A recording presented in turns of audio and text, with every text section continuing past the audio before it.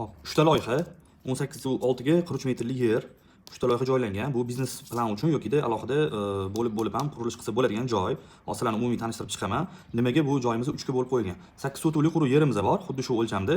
Biz buni 3 ga bo'lib sotmoqchimiz. Ya'ni xolasanglar 3 ga, xolasanglar 2 ga. Mana bo'linmasini ko'rib turibsizlar. Qanaqa sotuv tushishini ham ekranda ko'rsanglar bo'ladi.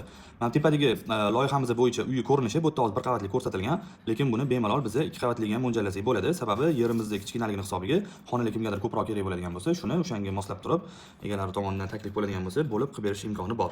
Hop, biz bu yoqda bitta yo'l berib yuborganmiz. Bu proyektimizda bu yoq qismimiz uglovoyga tushgan, bu qismimiz o'rta qismda va orqa qismimiz kengroq bo'lib tushgan. Sababi oxiridagi bo'linmani hisobiga bu kengroq bo'lib qolib ketadi. Ya'ni hovlisi kengroq bo'ladi. Qo'shimcha bu yoqda yana bitta xona yoki letniy kuxna, uni tepasiga bu narsa mo'ljal olsanglar bo'ladi.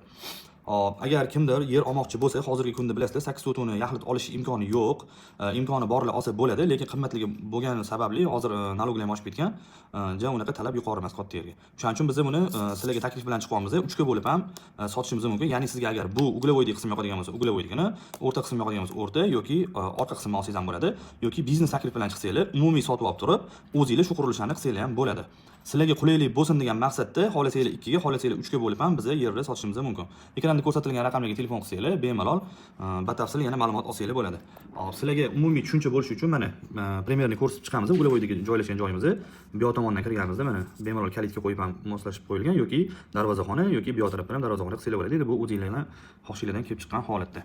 Bu yoqda bizda pastda 5 ta xona joylashtirilgan, umumiy bemalol foydalanish uchun juda qulay. Agar buni 2 qavat qilib bo'lsa, 2 qavatda bemalol bu yoq tarafga zina joylashtirib turib, yana tepaga qo'shimcha 3 ta 4 ta xona joylasanglar bo'ladi. Umumiy o'shanda eng kami 6 ta 7 ta xonali proyekt tushadi. Ekranda ko'rsatilgan raqamlarga telefon qilinglar. Mana shu loyihalar bo'yicha xudo xolasa o'zingizlarga mana tushuncha hosil bo'ldi. Bemalol yerlarimizni olsanglar bo'ladi.